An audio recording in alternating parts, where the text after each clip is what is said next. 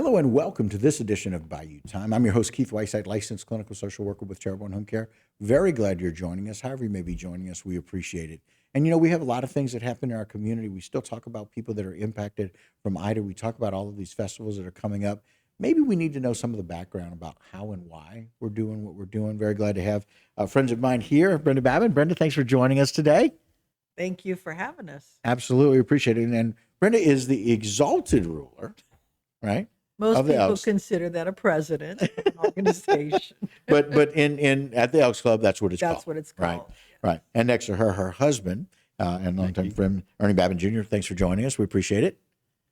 Yeah. Yep, and I'm the Veterans Chair Committee Right, chairman, right. and that's what we're on here for, to promote our events and Right. services. Right. Well, and one of those things that we were talking a little bit about is that people don't always realize, and I think a lot of people with their homes realize it, but your Elks Lodge got a lot of damage for the storm, and it's been a battle, right? It has been a battle. Y'all do such great work. You really need to be able to get back into doing a lot of that great work, but the insurance is only covering the building stuff.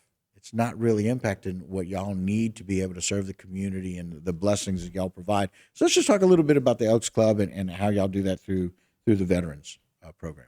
Well, the Veterans Program, I mean, it's a national thing. We get grants from our national foundation. We got it's called ENF, the Elks National Foundation. Okay. They got a big coffer, and they pay through interest on different grants. Right. But we do some things locally, and it kind of, our hands were tied after Hurricane Ida. We were so busy rebuilding, we couldn't actually do what we wanted to do as an organization. Right. And you know, we did what we could, but you know, we had a lot more that we wanted to do. Sure. And one of the things was having a Elks veterans breakfast, you know, at least once a week, and Okay. and things on the on the weekday mornings, and Right.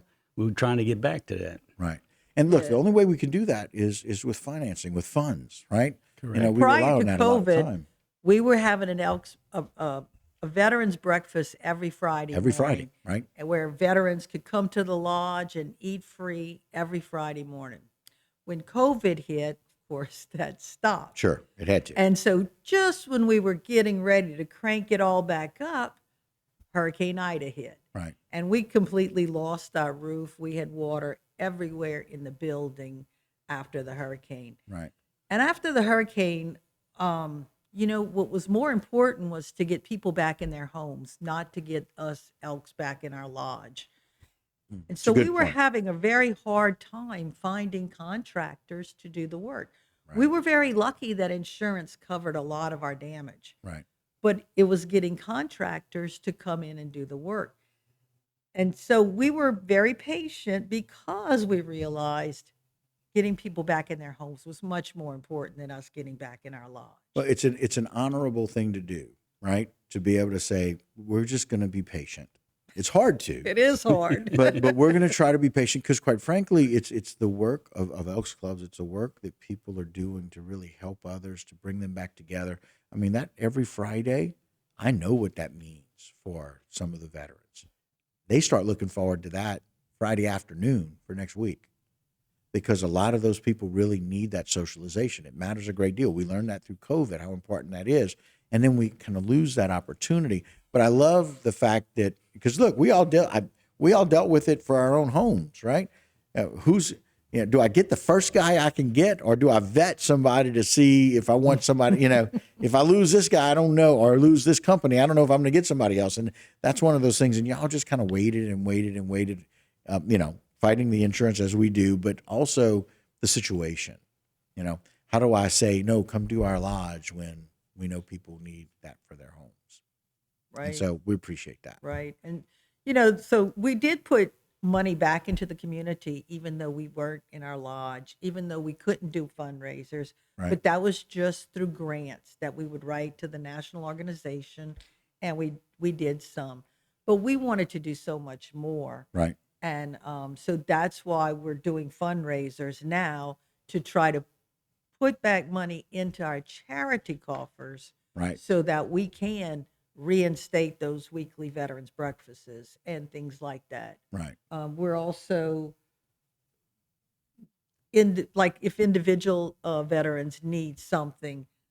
That's one of the things the Yeah, veterans right. program Right now does, we right? were working with our state organization trying to get a lift for a disabled veteran that their house got raised, and now they need to get a lift to get their wheelchair or. Okay. Well, I was thinking you were talking about a patient lift. It's also called a Hoyer lift because I have one available that I just found out about. Somebody who. So anyway, you say lift, and so Yeah, that's one of those things I want to let you know that from a veteran standpoint, if you find somebody that is in need of that, it's an electric lift that somebody is selling very cheap. So that again, it's finding out those needs, right, and Right, being able to address right. that. But the home got lifted, and they need to be able to use a lift at their home to Right. get into with their wheelchair. And to get their groceries upstairs. Sure. You know, Everything. They may right? be able to get up their body up the stairs, Right. but not so much the other stuff. their other needs. Right. And while we're doing that, we're going to certainly talk about the Elks Duck Festival. I want to be able to talk about that and go into that. We're going to wait and do that next segment, but I wanted people to understand why it's important. I wanted people to understand why it is that the work that y'all are doing every day and the work that the Elks are doing to make sure that they're helping people and finding a way through the veterans program that y'all have and being the chair, how and why we need this money. And now I want to let the people in the community know how they can help.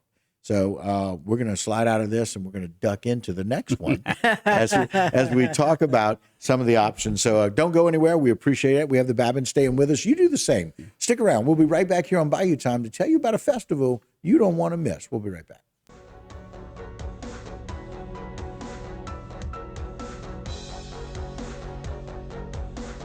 Today's social media segment is brought to you by South Louisiana Bank. It's better when we bank together. Waits and Downer, attorneys at law. Terrebonne Ford, built Ford tough.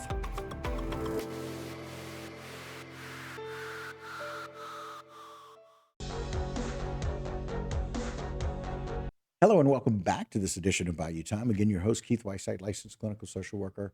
So very glad you're joining us. However you are joining us, we appreciate it. And you know, during the break, Ernie made a really important point as we welcome back Brenda and Ernie Babin to the show, talking about our Elks Duck Festival. During the break, we were able to get our ducks in a row. And so now our ducks are in a row. And so, Ernie, thank you for that. Great line. As we talk a little bit about the Elks Duck Festival. And Brenda, this is just one of those things. It's just, I love the concept because it's playful and it's fun, but it's also about, as we talked about last segment, the money and what we can use it for and helping people. Yep. So back in 2019, we did a duck derby for the Right. first time, I remember. and we raised quite a bit of money for charity.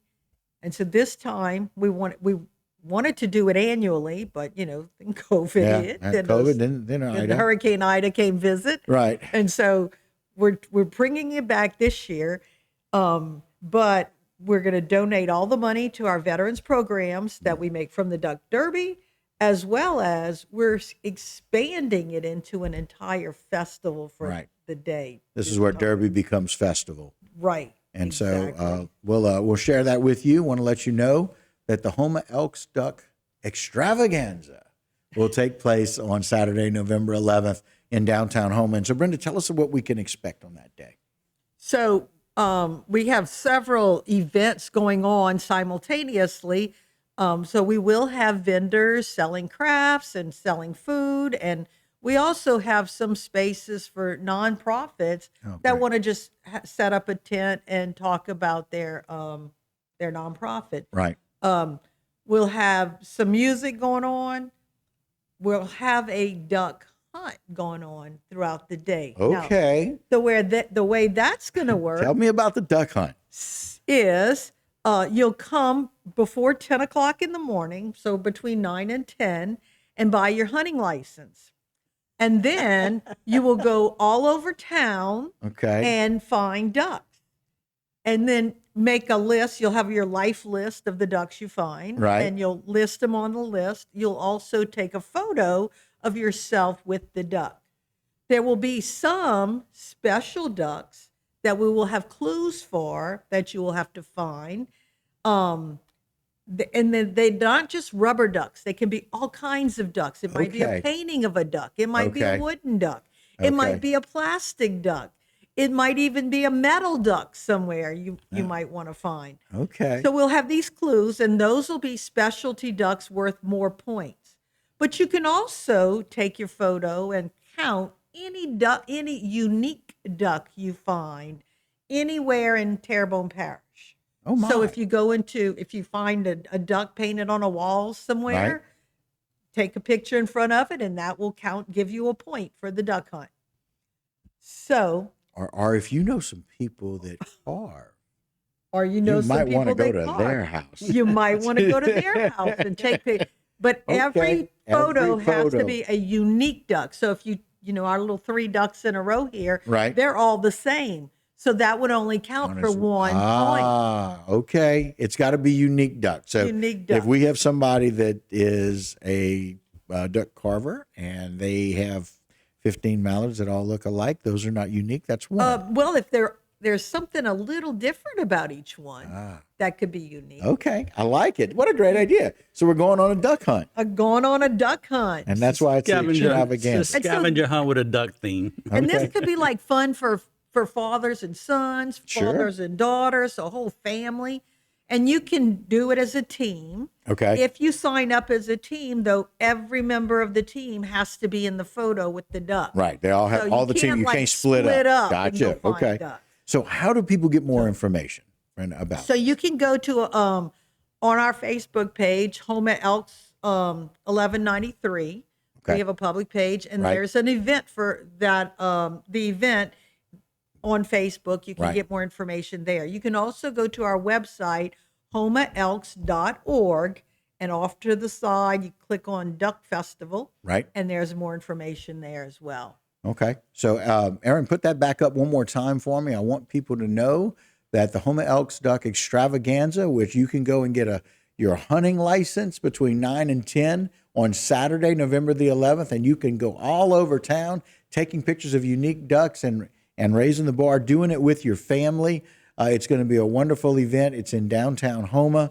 And so I want you to get your ducks in a row, and I want you to go out and do this and go to their Facebook page, go and do that. It's going to be something that's very worthwhile. And again, the money is going to Our your veterans programs. Now, Now, we the main- also have The main event, what we consider the main event, is going to be the Duck Derby. That's exactly where she was going with that. Great minds right there, husband and But, wife for many years. Yeah, The Duck Derby. So Let's talk about you're gonna it. purchase a duck, Purchase a a rubber duck, duck, right. And they got a number on the bottom, and Right. we have a spreadsheet with the numbers of your number of your duck, Right. And on our same website, Right. you can purchase your duck, Right. And we're gonna dump these ducks in Bayou Terrebonne for a race, and whoever the duck gets there first, we don't know whose is gonna That's be. exactly right. Yeah. Whichever one crosses the finish line first is going to have a number, and that's going to be the winning duck. And I think we have a $500 first Ooh, place. very nice.